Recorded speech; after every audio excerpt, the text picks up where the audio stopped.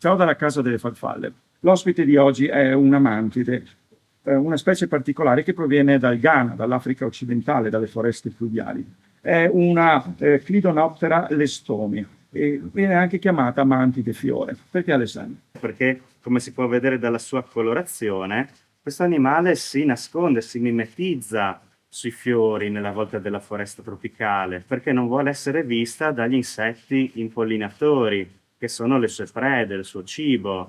Le mantidi sono anche note per il macabro rituale della femmina che a volte si nutre del maschio durante l'accoppiamento. Ma è proprio così, Alessandro? Beh, succede in alcuni casi, i maschi generalmente tentano di fuggire quando vedono che la femmina non è ricettiva, però può capitare e in questi casi il maschio può continuare ad accoppiarsi anche se privato della testa, perché comunque i muscoli si muovono indipendentemente dai segnali del cervello.